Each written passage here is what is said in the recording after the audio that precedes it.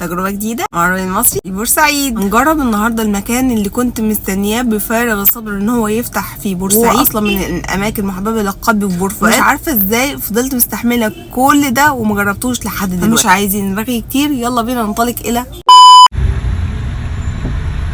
يلا بينا نبدأ تجربة بن الألف سوا. يلا بينا. دخلنا فرع بن الألف الجديد في بورسعيد في مرحبا. دخلنا المكان كان زحمة جدا. المكان مش كبير قوي بس هو يعتبر كفيه وفيه ترابيزات للقعدة. المكان ديكوراته حلوة جدا ومنظم بشكل خطير. دي تلاجة الحلويات فيها كل أنواع الحلويات اللي هما بيستخدموها. الحلويات بتاعتهم طازة. المطبخ بتاعهم اوبن كيتشن، القهوة والمشروبات وكل حاجة بتتحضر قدامك. الدنيا فعلا زحمة جدا وما كانش فيه ترابيزات كتيرة. أخيرا طلبت الأوردر بتاعي، انا هطلب قهوه بس هم عندهم مكان كتير فمش هتتاخر في الطلب بتاعي. وصلت القهوه بتاعتي ومتحمسه جدا لتجربه بن الألف. بن الألف يا حلوين، يا ريت تجربه القهوه الان.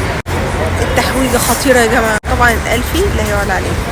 بص الجمال، الله شكلها مغري قوي. يلا ندوق ونقول بسم الله. بسم الله الرحمن الرحيم.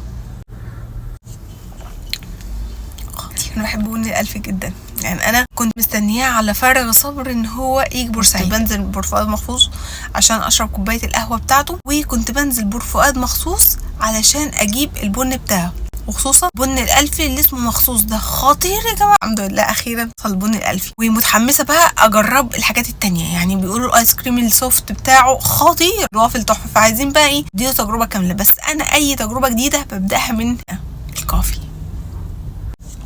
القهوة. تجربة بن الألفي تجربة لا يعلى عليها. لما جربش بن الألفي فايته كتير. كانت تجربة بن الألف يا جماعة فرع بورسعيد الجديد. استناكم تجربوا فرع ألف الجديد وتكتبوا لي رأيكم في الكومنت. متنسوش تقولوا لي جربتوا ايه غير القهوة من عند بن الألف.